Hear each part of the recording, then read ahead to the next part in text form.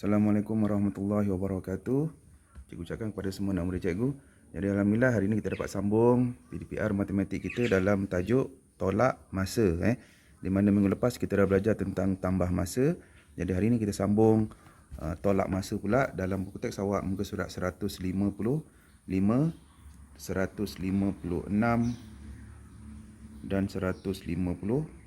Jadi cikgu harap semua dapat bersedialah dengan buku teks masing-masing. Jadi di dalam tajuk tolak masa ni, apa yang penting kat sini ialah kita kena tahu juga pertukaran unit. Nanti kita akan gunakan dalam tolak masa ni. Okey, baik. Jadi cikgu akan terangkan hari ni punya pelajaran dengan menggunakan contoh-contoh dalam buku teks. Okey. Jadi kita tengok contoh yang pertama. Okey, contoh pertama kat sini ialah dia melawat Sarawak dan Sabah selama 6 hari. Dia dah bagi tahu dah dia melawat Sarawak 3 hari 4 jam. Jadi dia nak tahu berapa hari yang dia lawat Sabah, berapa hari dan jam. Jadi kedua-dua hari tu dia pergi selama 6 hari. Okey. Jadi operasi dia ialah tolak lah. Kita tengok dalam buku teks awak ni nombor 1 Okey, jadi cikgu terangkan kat sini. Okey. Sama, dia mesti ada bentuk lazim dia. Bentuk lazim dia kena bezakan hari dan jam. Dan sebelum tu awak kena tahu apakah hubungan hari dan jam. Apakah hubungan dia? 1 hari sama dengan berapa jam? 24 jam. Okey, yang ni awak kena tahu ni. Yang ni awak kena ingat. Okey. Jadi baik. 6 hari tolak 3 hari 4 jam. Okey, ini bentuk lazim dia.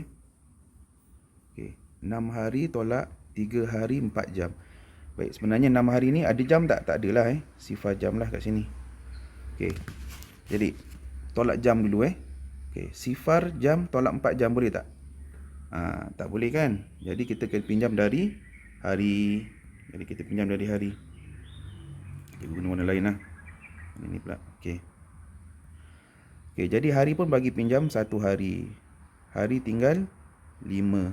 Okey, kat sini awak kena hati-hati Okey, bila hari bagi pinjam 1 hari, dia akan pergi ke rumah jam. Dia akan bagi jam ni 1 hari. 1 hari berapa jam? 24. Jadi awak tak boleh letak 10 kat sini. Sebab 1 hari sama dengan 24 jam. Jadi sifar ni akan jadi 24. Macam tu. Kena ingat ni hubungan ni. 1 hari sama dengan 24 jam. Dia bagi pinjam 1 hari, dia pergi ke rumah jam, dia akan jadi 24. Jadi baru boleh tolak 2. Okey. Macam itulah cara dia. Jadi kita tengok contoh yang kedua. Okey, contoh yang kedua ni masih gunakan cara yang sama, cuma contoh yang kedua ni dia ada tiga waktu lah yang awak kena tolak Okey, jadi sama saja. Kita buat bentuk lazim. Okey, hari dan jam.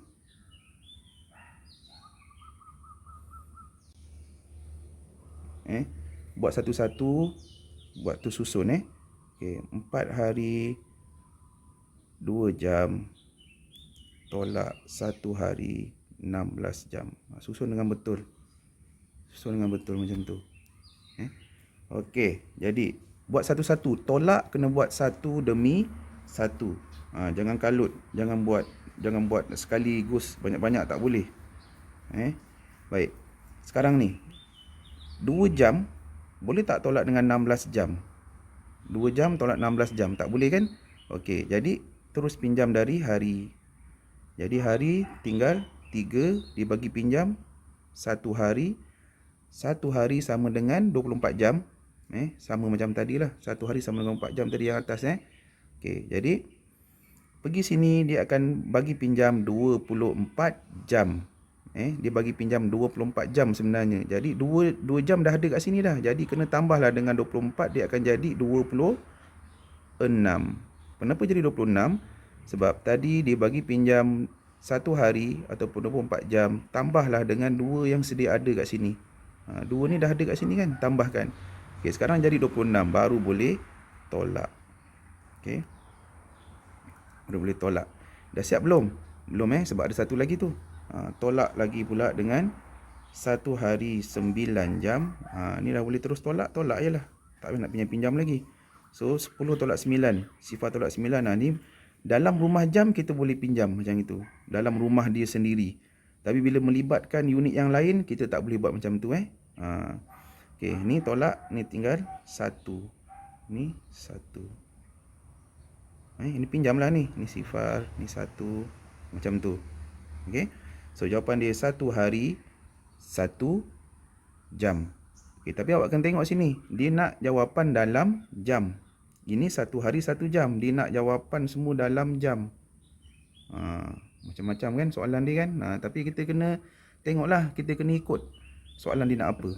Okey. Jadi dalam buku teks awak ni dia dah terangkan macam mana dia dapat. Okey. Ni dia dah terangkan dah ni. Daripada 1 hari 1 jam ni dapatlah jawapan dia 25 jam. Dia dapat jawapan 25 jam. Ini cikgu dah ajar dah awal-awal hari tu pertukaran unit. Baik, kita sambung pula soal contoh yang ketiga.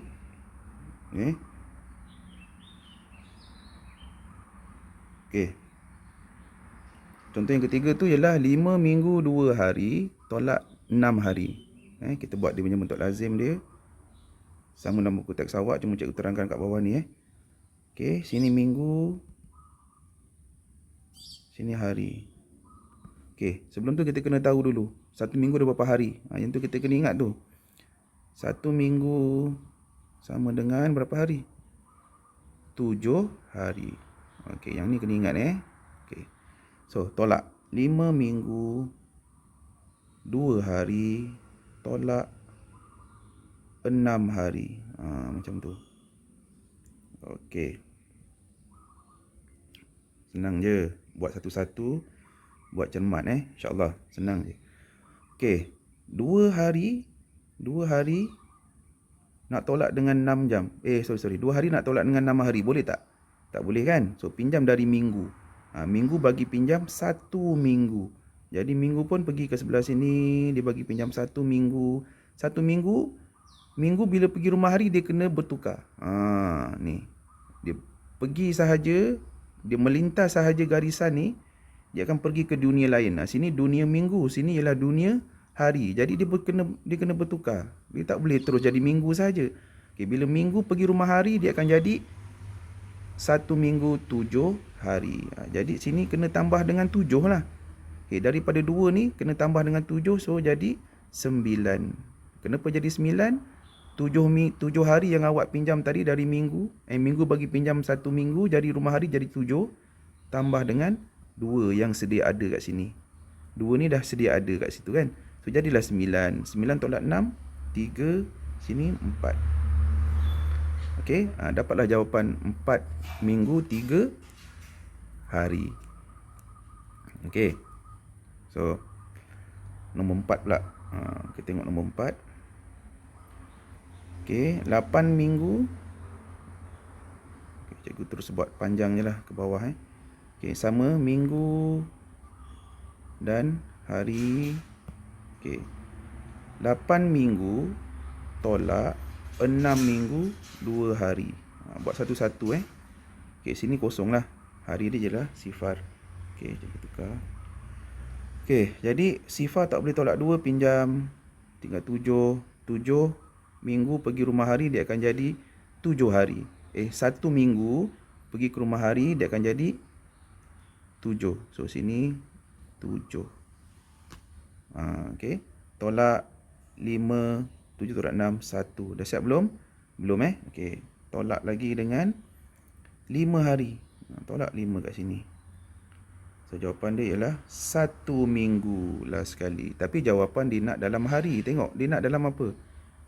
Soalan dia nak dalam hari Okey, jadi 1 minggu berapa hari? 7 lah.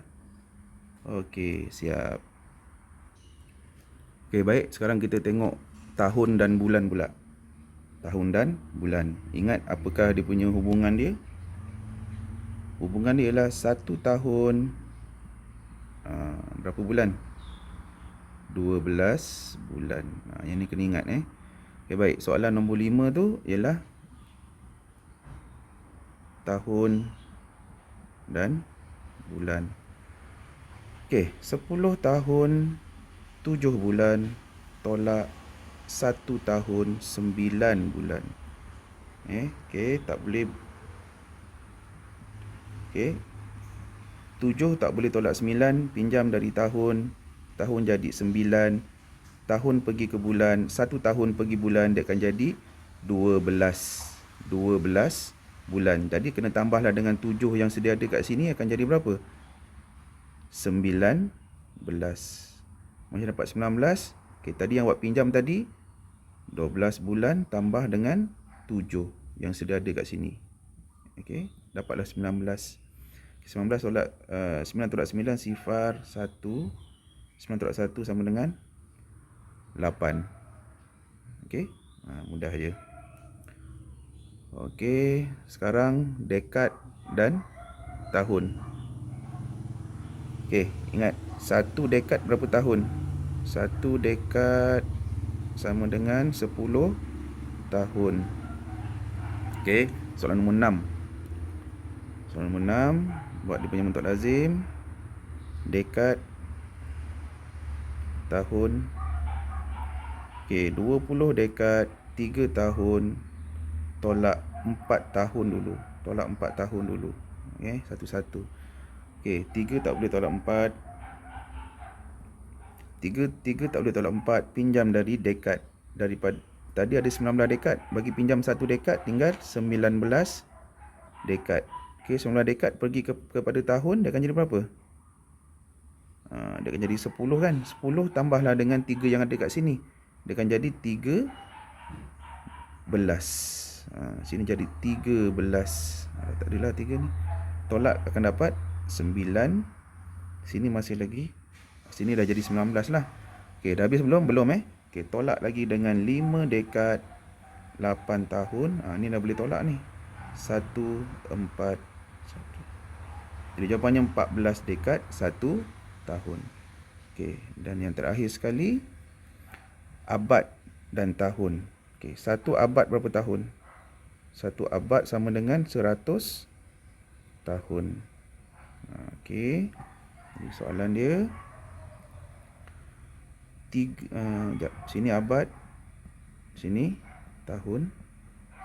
Okay, 3 abad 20 tahun tolak 1 abad 36 tahun. Okay, boleh tolak tak tu? Okay, bila melibatkan tolak dalam unit masa ni, awak kena tengok kesemua tu. 20 tolak terus dengan 36, boleh tak? Jangan tengok sifar tolak 6 dulu, nak pinjam sini, tak boleh. Kena tengok keseluruhan dulu. Okay, baik, 20 tolak 36, tak boleh kan? Pinjam. Jadi 3 abad bagi pinjam 1 abad, jadi tinggal 2 abad. Okay, 1 abad ni dia bergerak ke rumah tahun, dia akan jadi 100 tahun. Jadi kena tambahlah kat sini. Jadi daripada 20 dia akan jadi berapa? Dia akan jadi 120. Sebab dah tambah dengan 100. Okay, tolaklah. Sifar tolak 6. Tak boleh pinjam. Kat dalam rumah yang sama, bolehlah. Kat dalam unit yang sama, kita boleh buat macam kita tolak biasa. Okay, 4. 12 tolak 3. Sini jadi 11 lah. Dah punya pinjam tadi. 11 tolak 3, 8. Di sini dah tak ada apa-apa. 2 tolak 1, 1. Jadi jadi jawapannya 1 abad 84 tahun. Baik. Sekian saja pelajaran untuk hari ini. Terima kasih.